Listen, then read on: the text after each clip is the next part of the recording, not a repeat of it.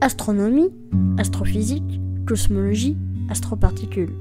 Ça se passe là-haut, par Eric Simon. La diminution très importante de luminosité de Bételgeuse de l'hiver dernier, suivie de son retour à la normale 6 mois plus tard, avait pu être expliquée quelques mois plus tard par la présence d'un gros nuage de gaz et de poussière occultant une bonne partie de l'étoile. Une nouvelle étude, effectuée à partir d'observations avec le télescope Hubble, vient confirmer définitivement cette première conclusion, en montrant la présence d'un gros flux de plasma dans l'enveloppe de Bételgeuse dans les 3 mois précédant la chute brutale de luminosité, et qui aurait produit un énorme nuage de poussière. Une étude parue dans The Astrophysical Journal. La forte baisse de luminosité de la supergéante rouge Bételgeuse avait commencé en décembre 2019, et ce n'est qu'à la mi-février 2020 qu'elle commença à remonter. Très vite, les astrophysiciens ont essayé de comprendre ce qui se passait. L'analyse du spectre de l'étoile montrait qu'il ne pouvait pas s'agir d'un refroidissement partiel ou total de Bételgeuse, mais plutôt de la présence d'un écran situé entre elle et nous. Pourtant, de telles supergéantes sont connues pour arborer de gigantesques zones froides, des taches stellaires monstrueuses, bien plus grandes que les petites taches dont se pare notre Soleil de manière cyclique. À elles seules, de telles taches stellaires auraient pu expliquer la baisse de luminosité observée.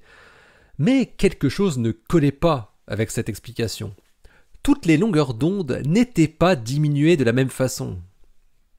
Andrea Dupré du Center for Astrophysics à Harvard et ses collaborateurs avaient par bonheur observé Bételgeuse en ultraviolet à partir de janvier 2019. Une étude planifiée sur 3 ans avec l'objectif de monitorer les variations de l'atmosphère externe de Bételgeuse. Il faut se rappeler que Bételgeuse est une étoile variable qui gonfle et dégonfle périodiquement sur un cycle de 420 jours. Avec les variations de luminosité qui vont avec. Dupré et ses collaborateurs utilisent Hubble pour scruter les hautes couches atmosphériques de la supergéante qui sont échauffées par les cellules de convection turbulentes, notamment en observant les raies d'émission du magnésium ionisé. Et ce qu'ils ont vu dès septembre 2019 permet d'expliquer clairement ce qui s'est passé par la suite.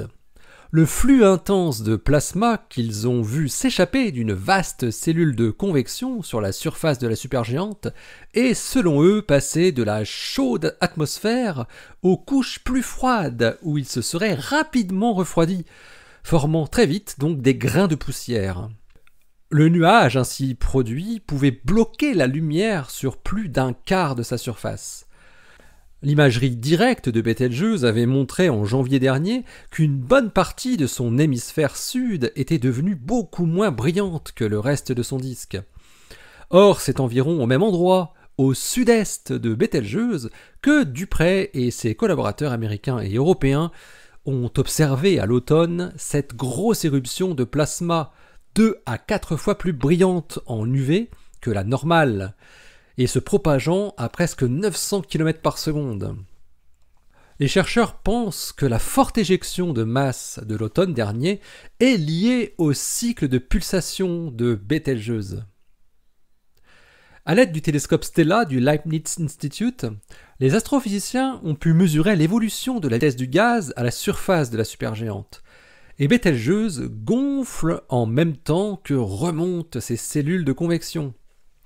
Ils en déduisent que les pulsations ébranlant l'étoile en fin de vie pourraient avoir aidé la propulsion du plasma dans son atmosphère et donc la production de poussière.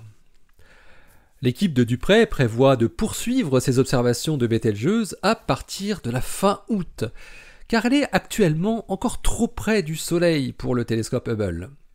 Mais un autre télescope spatial, stéréo, dédié à l'étude du Soleil, a déjà pu faire des images de Bételgeuse et a montré une étrange nouvelle baisse de luminosité entre mai et juillet. Alors certes, beaucoup moins importante que celle de l'hiver dernier, mais qui sait ? Le suivi de Alpha Orionis ne finit pas d'être haletant. L'article de Andrea Dupré et ses collaborateurs est paru dans The Astrophysical Journal, le volume 899, daté du 13 août 2020, et il porte le titre Specially Resolved Ultraviolet Spectroscopy of the Great Dimming of Betelgeuse.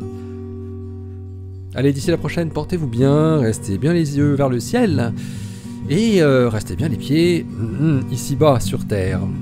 Allez, salut!